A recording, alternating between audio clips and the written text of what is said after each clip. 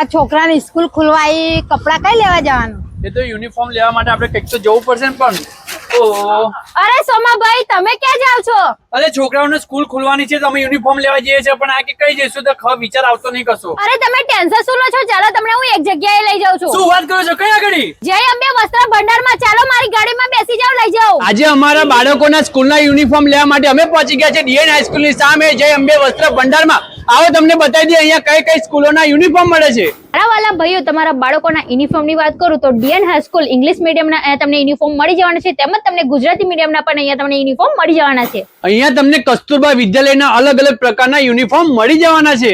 અને એટલું જ નહીં, તમને આણંદ હાઈસ્કૂલના ઇંગ્લિશ મીડિયમના અહીંયા તમને યુનિફોર્મ મળી જવાના છે, તેમજ તમને ગુજરાતી મીડિયમના પણ અહીંયા યુનિફોર્મ મળી જવાના છે. અહીંયા તમને શ્રી BN પટેલ હાઈસ્કૂલ નાવલીના પણ યુનિફોર્મ તમને અહીંયા મળી જવાના છે. સરદાર પટેલ સ્કૂલ ખેતીવાડીના પણ યુનિફોર્મ મળી જશે, તેમજ તમને મહાત્મા ગાંધી સ્કૂલ મોગરીના પણ યુનિફોર્મ મળી જવાના, સરકારી સ્કૂલના પણ અહીંયા તમને યુનિફોર્મ મળી જવાના છે. અને બીજી વાત કરીએ તો તમને અહીંયા college bag, school boot, raincoat, છત્રી અહીંયા તમને ભવ્ય ડિસ્કાઉન્ટમાં મળી જવાનું છે.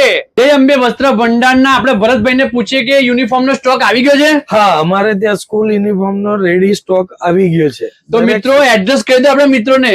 એડ્રેસ છે જય અંબે વસ્ત્ર ભંડાર, ડીએન હાઈસ્કૂલની સામે, શારદા હાઈસ્કૂલના ગેટની બાજુમાં. તો મિત્રો એડ્રેસ અને કોન્ટેક્ટ નંબર ડિસ્પ્લે પર આપેલો છે. ફટાફટ તમારા બાળકોના યુનિફોર્મ લેવા માટે પહોંચી જ જજો.